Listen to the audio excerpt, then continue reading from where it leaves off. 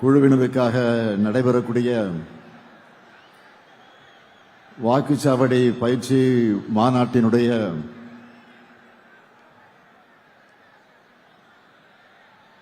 இந்த சிறப்பான நிகழ்ச்சியை ஏற்பாடு செய்து எனக்கு முன்னால் வரவேற்புரை நல்கியிருக்கக்கூடிய வடக்கு மண்டலத்தினுடைய தேர்தல் பொறுப்பாளர் மாண்புமிகு அமைச்சர் ஏவா வேலு அவர்களே, வருகை தந்து சிறப்பித்துக் கொண்டிருக்கக்கூடிய கழகத்தினுடைய பொருளாளர் நாடாளுமன்ற மக்களவை குழுவினுடைய தலைவர் அருமை சகோதரர் டி.ஆர். பாலு அவர்களே, கழக துணை பொதுச் செயலாளர்கள் முனைவர் பொன்முடி அவர்களே, மாண்புமிகு அமைச்சர் மு.பே. சாமிநாதன் அவர்களே, மாண்புமிகு அமைச்சர் பெருமக்களே, ஆற்றல் மிகு மாவட்ட கழகத்துடைய செயலாளர்களே, சட்டப்பேரவையுடைய துணைத் தலைவர் கு. பிச்சாண்டி அவர்களே, சட்டத்துறையினுடைய செயலாளர் மூத்த வழக்கறிஞர் என்.ஆர். இளங்கோ அவர்களே, நிறைவாக நன்றி உரை ஆற்ற இருக்கக்கூடிய திருப்பத்தூர் மாவட்ட கழகத்தினுடைய செயலாளர் சட்டமன்ற உறுப்பினர் தேவராஜ் அவர்களே, இன்று கழகத்தில் தன்னை இணைத்துக் கொண்டு இந்த மேடையில் வெற்றிருக்கக்கூடிய முன்னாள் அமைச்சர் நிலவார் கபில் அவர்களே, நாடாளுமன்ற உறுப்பினர்களே, சட்டமன்ற உறுப்பினர்களே, வருகை தந்துள்ள மாவட்ட கழகத்தினுடைய செயலாளர்களே, வடக்கு மண்டலத்திற்கு உட்பட்டிருக்கக்கூடிய வாக்குச்சாவடியினுடைய முகவர்களே, ஒன்றிய நகர பகுதி பேரூர் கிளை வார்டு செயலாளர்களே, நிர்வாகிகளே, பல்வேறு அணிகளை சார்ந்திருக்கக்கூடிய அமைப்பாளர்களே, துணை அமைப்பாளர்களே, என் உயிரோடு கலந்திருக்கக்கூடிய தலைவர் கலைஞர் அவர்களின் உயிரினும் உயிரான அன்பு உடன்பிறப்புகளே,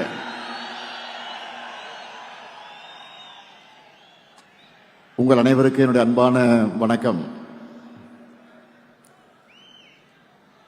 கழகத்தோட வேர்களா, கழகத்துக்கும் மக்களுக்குமான உறவு பாலமா, வரும் சட்டமன்ற தேர்தலில் மாபெரும் வெற்றியை பெற்றுத்தரவுள்ள வாக்குச்சாவடி குழுவினரான உங்களை சந்திக்கிறதுல நான் மிகுந்த மகிழ்ச்சி அடைகிறேன், பெருமைப்படுகிறேன்.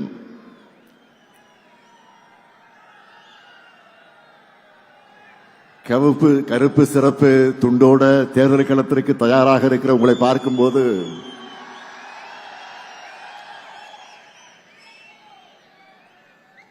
திருவிடந்தை தந்த எனர்ஜியும் உற்சாகமும் இந்த திருப்பத்தூர்ல டபுளா ஆகுது.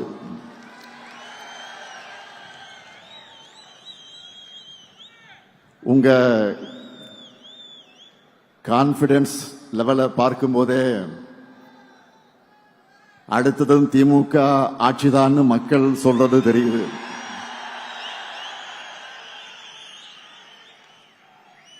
அடுத்தடுத்து நாம் அறிவிக்கிற திட்டங்களையும், அடுத்து நடக்க போற மதுரை கோவை பயிற்சி கூட்டங்களையும் இந்த எனர்ஜியும் உற்சாகமும் கூடிக்கொண்டே போகும்.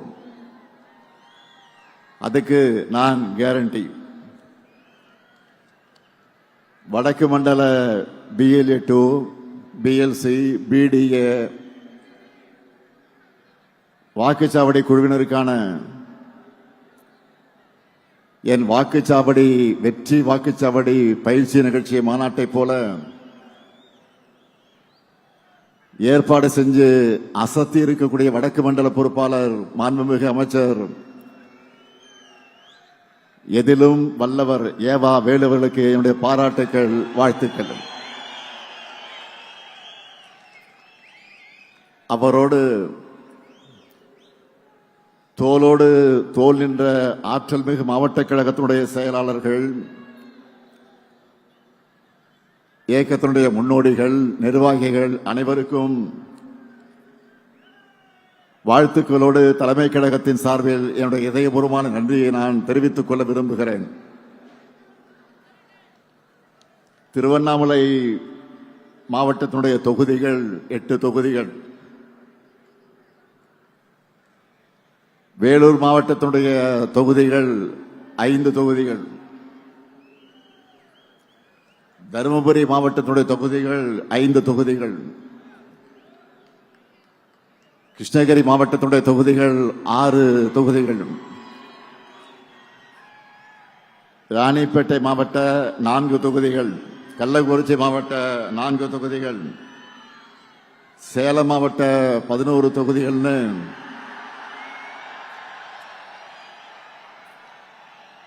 இந்த மாநாட்டுக்கு வந்திருக்கக்கூடிய நீங்க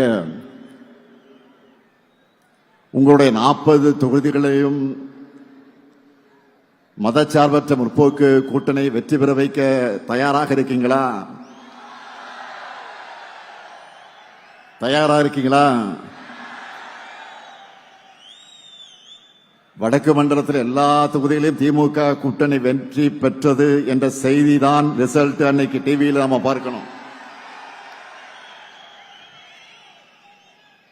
நடந்து முடிஞ்ச நாடாளுமன்ற தேர்தலில் 100க்கு 100 வெற்றியை நாம பெற்றோம். அப்ப இருந்ததை விட அதிகமான திட்டங்களை இப்போ நிறைவேற்றி கொடுத்திருக்கிறோம். எல்லா தரப்பு கோரிக்கைகளையும் தீர்த்து வச்சிருக்கிறோம். அதனால பெரிய வெற்றியை வர்ற சட்டமன்ற தேர்தலில் உங்கள் மூலமா நான் எதிர்பார்க்கிறேன். 2019 இருந்து நாம எதிர்கொண்ட எல்லா தேர்தல்களையும் நமக்கு வெற்றி மேல் வெற்றி தான். அதுவும் சாதாரண வெற்றி அல்ல, சதிகளை முறியடிச்ச சரித்திர வெற்றி.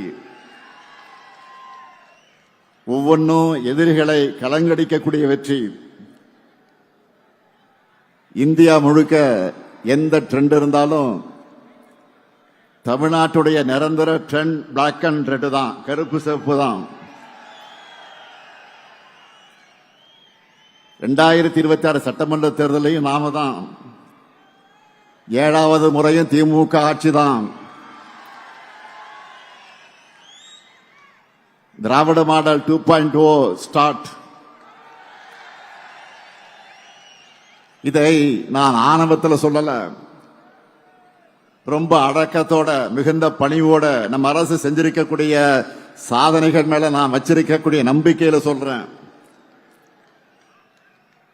எல்லாத்துக்கும் மேல உடன்பிறப்புகளான உங்க மேல இருக்கக்கூடிய நம்பிக்கையில நான் சொல்றேன். உங்களை போன்ற நிர்வாகிகள் தொண்டர்கள் இருக்கும்போது வெற்றியை தவிர வேற எதை பத்தி நாம் யோசிக்க தேவையில்லை. உங்களை வழிநடத்தி உங்களுக்கான டாஸ்க ஒப்படைச்சாலே போதும். மீண்டும் உதயசூரியன் ஆட்சி உறுதி உறுதி உறுதி. இதுவரை இல்லாத அளவுக்கு தமிழ்நாட்டில் இருக்கக்கூடிய ஒவ்வொரு தொகுதியும் திமுக கோட்டைன்னு நாம் இந்த முறை நிரூபிச்சு காட்டணும். 2026 திமுகவின் வெற்றி என்பது இனி பல ஆண்டுகளுக்கு அரசியல் ஆய்வாளர்கள் வியந்து பேசக்கூடிய வரலாற்று வெற்றியா இருக்கணும். தமிழ்நாடு முழுக்க 100 வாக்காளர்களுக்கு ஒரு உறுப்பினர் வீதம்,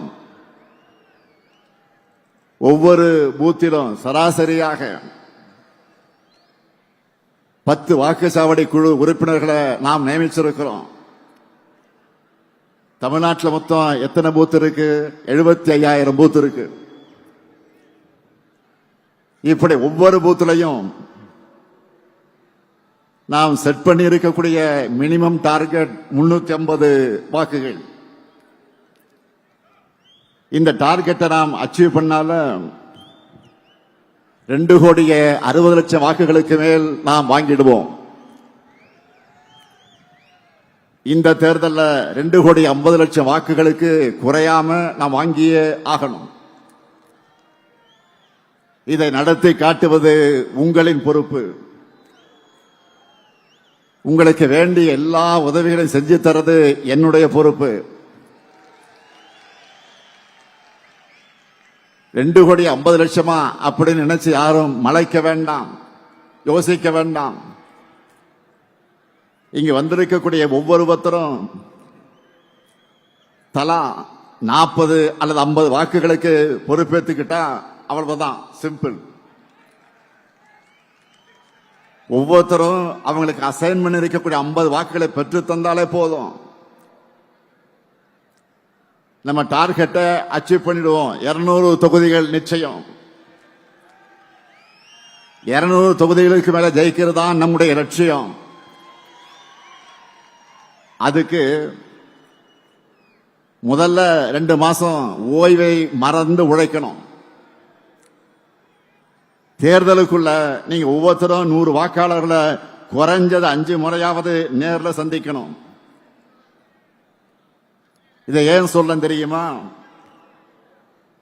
என்னதான் வாட்ஸ்அப், இன்ஸ்டாகிராம்னு புது புது ஊடகங்கள் வந்தாலும் நேரில் சந்திச்சு மக்கள்கிட்ட பணிவா வாக்கு கேட்கிற பிரச்சாரத்திற்கு எதுவும் ஈடாகாது. அதனாலதான் நான் திரும்ப திரும்ப சொல்றேன், பரம்பரையா திமுகவுக்கு வாக்களிக்கிற குடும்பமாக இருந்தாலும் சரி,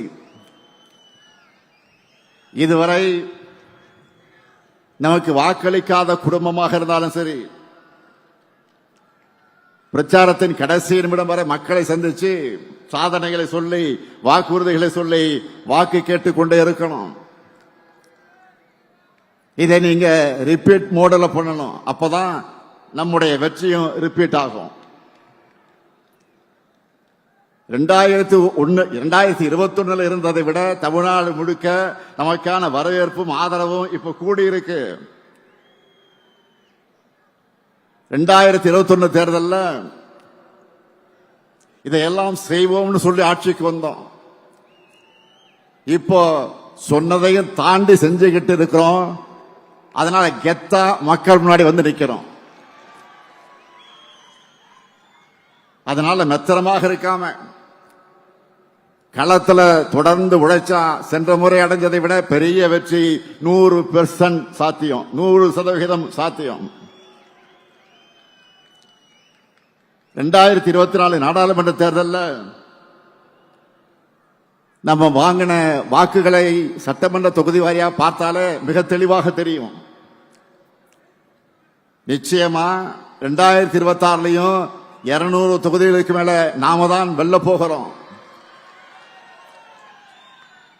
அதுக்கு ஒவ்வொரு வாக்கு முக்கியம். உங்க எல்லாருக்கும் ஆளுக்கு 100 வாக்காளர்களை அசைன் பண்ணியாச்சு. எலெக்ஷன் அன்னைக்கு பூத்துக்கு வந்து அவங்க நமக்கு வாக்களிக்கிற வரை அவங்களை நீங்க அணுகிக்கிட்டே இருக்கணும். எப்படி? பணிவா, கனிவா, மரியாதையா, நட்பா அணுகணும். அது மட்டுமல்ல, வாக்குப்பதிவு முடிஞ்சு மிஷின்ல சீல் வச்சு எடுத்துட்டு போற வரைக்கும் நீங்க கவனமாக இருக்கணும். வீடு வீடா போங்க, சகஜமா உரிமையோடு பிரச்சாரம் செய்யுங்க. அவங்க கிட்ட நம்ம சாதனைகளை பொறுமையாக விளக்கி சொல்லுங்க. அவங்களே அதை உணர்ந்து நமக்கு வரவேற்பு அளிப்பாங்க. நண்பர்களுடைய டீ கடையில் உட்கார்ந்து எப்படி டிஸ்கஸ் பண்ணுவோமோ, அரட்டை அடிப்போமோ, அந்த மாதிரி ஃப்ரெண்ட்லியா பேசுங்க. நம்ம கழக ஆட்சி மீண்டும் வந்தால்தான் தமிழ்நாட்டின் வளர்ச்சி தொடரும். தமிழ்நாட்டினுடைய சுயமரியாதை காப்பாற்றப்படும். அவங்க மனசுல பதிய வையுங்க. குறிப்பா மாணவர்கள், இளைஞர்கள்கிட்ட அவங்களுக்காக நம்ம செஞ்சுட்டு வரக்கூடிய திட்டங்களை எடுத்து சொல்லுங்க. நான் முதல்வன், தமிழ் புதல்வன், புதுமை பெண், லேப்டாப் திட்டம் எல்லாத்தையும் நினைவூட்டுங்க. தனியார் தொழிற்சாலைகள் மூலம் மட்டுமே 38 லட்சம் வேலை வாய்ப்புகள் அவங்களுக்காக நாங்கள் உறுதி செஞ்சிருக்கோம்னு புரிய வையுங்க. இரண்டாம் நிலை நகரங்களில் கூட டைடல் பார்க், சின்ன சின்ன மாவட்டங்களில் கூட சிப்காட், எல்காட் பூங்கா திறந்திருக்கிறோம்னு லிஸ்ட் எடுத்து காட்டுங்க. இதுக்காக உங்களுக்கு தேவைப்படுகக்கூடிய தகவல்கள் அடங்கின ஒரு புத்தகத்தை உங்க எல்லாருக்கும் நாங்கள் வழங்கி இருக்கிறோம். அதுல நம்மோட 5 ஆண்டு சாதனைகளை விளக்கி சட்டப்பேரவையில நான் பேசின ஸ்பீச், அந்த பேச்சு தெளிவா இருக்கு. அதை முழுசா படிச்சு அதுல உள்ள திட்டங்களை ஒண்ணு விடாம மனப்பாடமே பண்ணிடுங்க. நம்முடைய ஆட்சி காலத்துல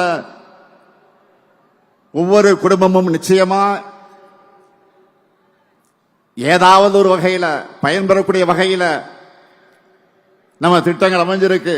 இந்த புத்தகத்தை தெளிவா அடங்கி இருக்கு. இதே போன்ற ஒரு புத்தகம் உங்கள் ஒவ்வொருவருக்கும் வழங்கப்பட்டிருக்கிறது. அவையெல்லாம் அவங்க வீட்டினுடைய அங்கமாக இருக்கிற மாதிரி நோட்டீஸ் அடிச்சு கொடுங்க. அடுத்த 2 மாசம் எந்த பக்கம் திரும்பினாலும் எந்த வீட்டுக்குள்ள நுழைஞ்சாலும் அவங்க டிஎம்கே பிராண்ட் தான் தெரியணும். மறந்துடாதீங்க. தெருமுனை கூட்டங்கள், திண்ணை பிரச்சாரங்களை மேற்கொள்ளணும். இளைஞர்கள் மற்றும் மகளிர கழகத்துக்கு நோக்கி அதிக அளவில் ஈர்க்கணும். ஏன்னா அவங்களுக்காகத்தான் இந்த 5 ஆண்டு காலமாக நிறைய செஞ்சிருக்கிறோம். ஒவ்வொரு தனி மனிதனின் கோரிக்கையும் எண்ணத்தையும் நம்ம திட்டங்கள் மூலமாக செயல்படுத்திக் கொண்டிருக்கிறோம். கலைஞர் மகளிர் உரிமை திட்டம், காலை உணவு திட்டம், புதுமை பெண் திட்டம், தமிழ் புதல்வன் திட்டம், நான் முதல்வன் திட்டம், இல்லம் தேடி கல்வி திட்டம், எண்ணும் எழுத்தும் திட்டம், குறு சிறு நிறுவனங்களுக்காக கடன் உத்தரவாத திட்டம், கலைஞரின் அனைத்து கிராம ஒருங்கிணைந்த வேளாண் வளர்ச்சி திட்டம், கலைஞர் நகர்ப்புற மேம்பாட்டு திட்டம், உங்களுடன் ஸ்டாலின், நலன் காக்கும் ஸ்டாலின், மக்களை தேடி மருத்துவம், இன்னுயிர் காப்போம், நம்மை காக்க 48 இறக்குது. பாதம் காப்போம், இதயம் காப்போம், கலைஞர் கைவினை திட்டம், ஊட்டச்சத்தை உறுதிசை திட்டம், மகளிர் விடியல் பயணம், கலைஞர் கனவு இல்லம், அன்பு கரங்கள், அன்பு சோலை, தோழி விடுதிகள்.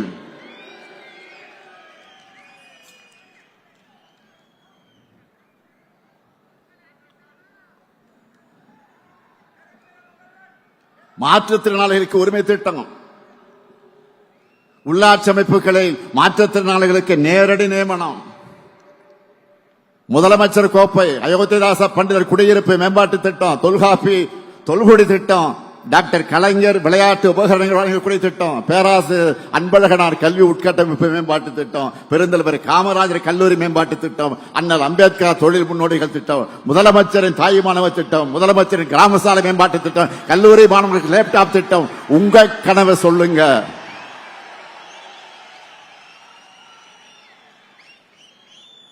இறக்குது அவ்வளவு திட்டங்கள். 3000 ரூபாய் பொங்கல் தொகுப்பு, இப்படி சொல்லிக்கொண்டே போகலாம். இதையெல்லாம் நினைவூட்டுங்க. மக்கள் நலத்திட்டங்கள் எந்த தடையும் இல்லாம மக்களுக்கு கிடைக்கணும்னு நம்ம அட்வான்ஸா செயல்படுற காரணத்தால தான் இப்போ டேக் ஆஃப் த நேஷன். நேற்று கால விடிஞ்சதும் 1,31,00,000 பெண்கள் முகத்திலையும் ஒரு சேர புன்னகை கொண்டு வந்திருக்கிறோமே.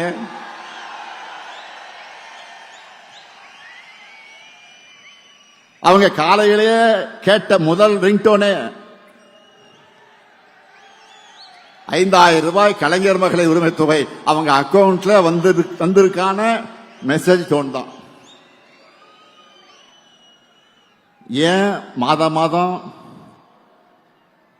தரும், ஏன் இந்த மாதம் 5,000 கொடுக்கிறோம்னு தெளிவா விளக்கி நேற்று காலையில் நான் வீடியோவும் வெளியிட்டிருக்கிறேன். தேர்தலை காரணம் காட்டி மகளிர் உரிமை தொகையை தடுக்க நினைச்ச சதியை முறியடிச்சிருக்கிறோம். நீங்க அந்த செய்தியை பார்த்திருப்பீங்க. பாஜகவை சேர்ந்த ஒருத்தரை வச்சு உச்சநீதிமன்றத்தில் வழக்கை தொடர்ந்து தேர்தல் நெருக்கத்தில் மக்கள் நல திட்டங்களை நிறுத்தணும்னு திட்டம் போட்டாங்க. அதாவது ஒன்றிய பாஜக அரசை பொறுத்த வரைக்கும் அவங்களுக்கு மக்களுக்கு நல்லது செய்ய மாட்டாங்க, நல்லது செய்ய விட மாட்டாங்க. தமிழ்நாட்டு மகளிருக்காக நான் கொடுத்த உறுதிமொழிதான் உரிமை தொகை. அதுக்கு தடை போட நான் விட்டுருவனா? அதனாலதான் மக்களுக்கு சர்ப்ரைஸ் கொடுத்து மக்கள் விரோதிகளுக்கு ஷாக் கொடுத்தோம். இதுதான் இந்த முத்துவேல் கருணாநிதி ஸ்டாலினுடைய ஸ்டைல்.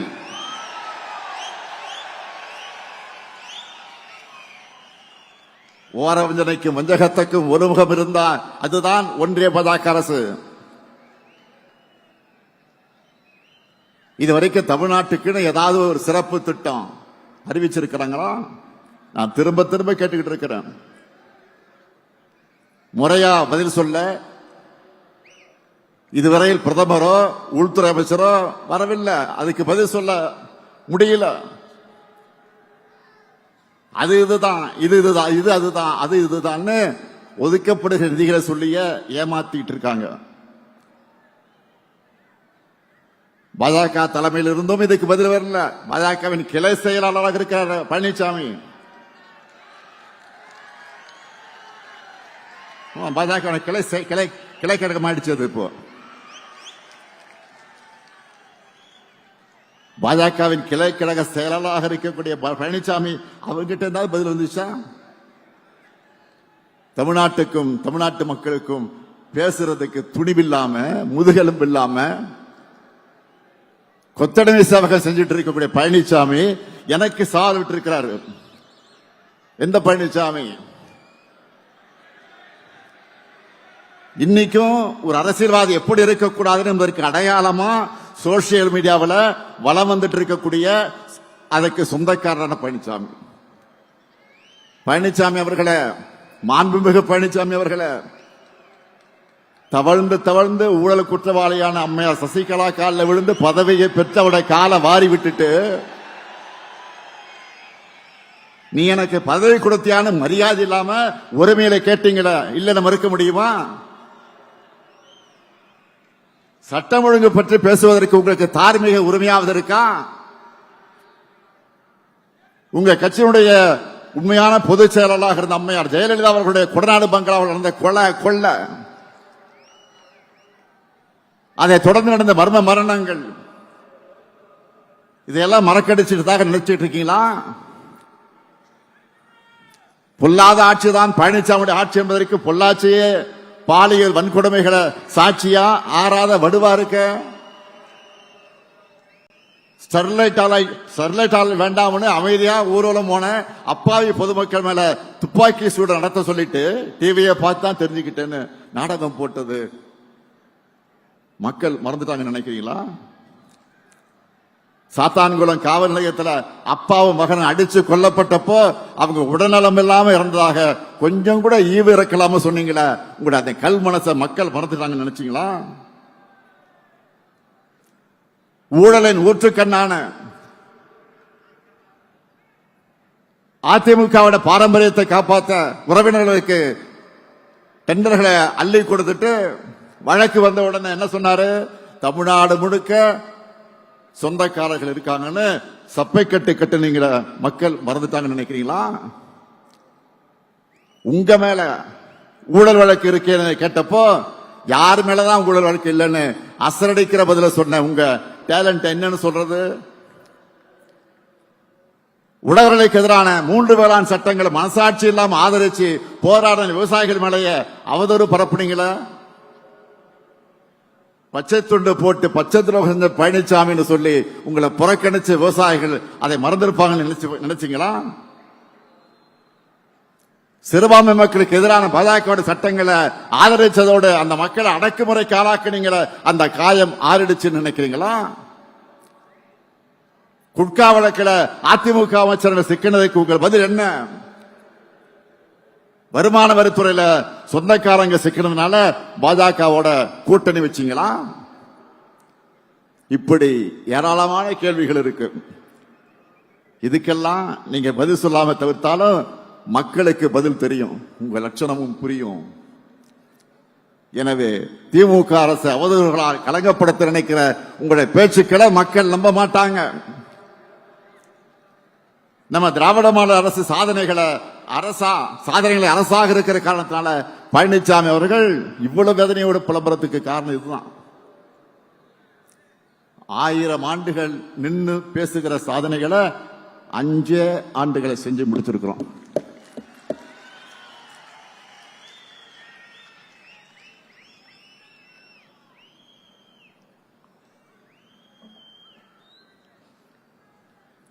யூடியூப்லையும் சோசியல் மீடியாக்களையும் பாருங்க.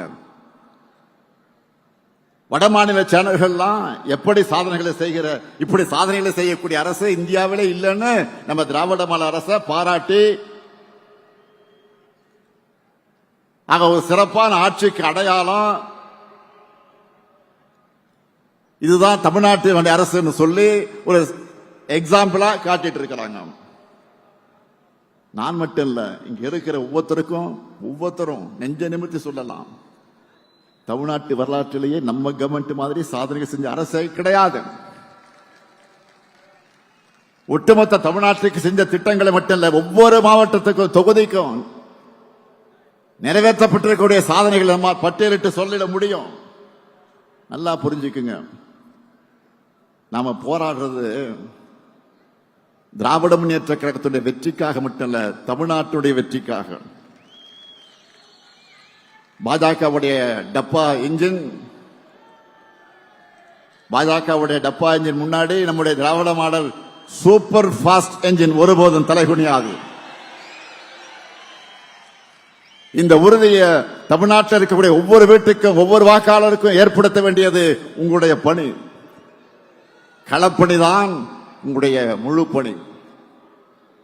நீங்க உழைக்கிற ஒவ்வொரு நிமிடமும் ஒரு புது வாக்கு நமக்கு வரும். மக்களை சந்திக்கிறப்போ நம்முடைய சாதனைகளை சொன்னால் மட்டும் போதாது, ஒன்றிய பாஜக அரசுடைய துரோகங்களையும் வெளிச்சம் போட்டு காட்டணும். டப்பா என்ஜின்ல ஏறி கொத்தடிமைகள் மூலமா தமிழ்நாட்டுக்குள்ள புறவாசல் வழியா நுழைய நினைக்கிற பாஜக எண்ணத்தை தடுத்து நிறுத்தணும். தமிழ்நாட்டுக்கு பரப்புரைக்கு வர்ற பிரதமர் தமிழ்நாட்டுக்குன்னு இந்த சாதனைகள்லாம் செஞ்சிருக்கணும் சொல்றாரா? இருந்தா தானே சொல்ல முடியும். அண்மையில் ஒன்றிய அரசுடைய பட்ஜெட் வெளியிட்டாங்களா? அதுல தமிழ்நாட்டுக்குன்னு ஏதாவது சிறப்பு திட்டங்களை அறிவிச்சாங்களா? இதை தட்டி கேட்கிற துணிச்சலோ தைரியமோ பழனிசாமி அவர்களுக்கு இருக்கா? அவரை பொறுத்த வரைக்கும் போடு தோப்புக்காரன்னு சொன்னா ஸ்டாப் சொல்ற வரைக்கும் நான் ஸ்டாப்பா பெல்ட் அடிப்பார். எல்லா துரோகத்தையும் பண்ணிட்டு கூட்டணி தர்மத்துக்காகத்தான் தமிழ்நாடு உரிமைகளை அடங்கி வச்சேன்னு கொஞ்சம் கூட கூச்சமே இல்லாம சொல்லுவார். இதையெல்லாம் நல்லா உணர்ந்துதான் அவருடைய தலைமையை அவருடைய கூட்டணியினரை ஏத்துக்கல. எல்லாரும் ஒரிஜினல் ஓனரா பாஜக கிட்ட நேரடியா சரண்டர் ஆகிறாங்க. எனவே அதிமுக என்பது பாஜக டிராவல் பண்றதுக்கு யூஸ் பண்ணிக்கிற ஒரு கிளை அமைப்பு என்பது மக்கள் கிட்ட அம்பலப்படுத்தணும். தமிழ்நாடு என்ற பெயரையே மாத்திரன்னு துடிக்கிறவங்க தமிழ்நாட்டுக்குள்ள வந்தா அவங்களுடைய சதி திட்டங்கள் எப்படிப்பட்டதா இருக்கும்னு மக்களுக்கு நீங்கள் புரிய வைக்கணும். இந்த சதியை உணராம நம்மோட மதச்சார்பற்ற முற்போக்கு கூட்டணி தவிர வேற யாருக்கும் வாக்களிச்சாலும் இன்னைக்கு நாம செஞ்சிட்டு இருக்கக்கூடிய அத்தனை நல்ல திட்டங்களை நிறுத்திடுவாங்கன்னு மக்களுக்கு நீங்கள் புரிய வைக்கணும். எனவே திராவிட மாடல் 2.0 ஆட்சி அமைக்க, அந்த ஆட்சி அமைக்க வேண்டும் என்ற நம்மோட இலக்கை நீங்க எல்லோரும் உங்க நெஞ்சங்களை ஏந்தி அந்த இலக்கை அடைய ஒற்றுமையா பணியாற்றணும். நம்ம இலக்கு எவ்வளவு? 200 தொகுதிகள். நம்ம இலக்கு எவ்வளவு? 200 தொகுதிகளை வெற்றி பெறணும்னா என்ன தேவை? ஓய்வில்லாத உழைப்பு. வேட்பாளரை அறிவிக்கிற பொறுப்பை தலைமை கழகம் பார்த்துக்கும். வெற்றி பெறக்கூடியவர் தான் வேட்பாளர், திறமை உள்ளவர் தான் வேட்பாளர். அவரை சட்டமன்றத்துக்கு அனுப்ப வேண்டியது உங்கள் கடமை.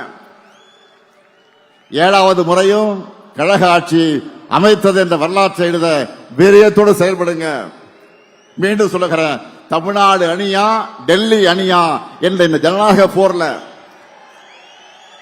அரசியல் வெறுப்புகளுக்கு அப்பாற்பட்டு நம்முடைய தாய் தமிழ்நாட்டை காக்க அனைவரும் திமுக தலைமையிலான மதச்சார்பற்ற முற்போக்கு கூட்டணியை ஆதரிக்கணும்.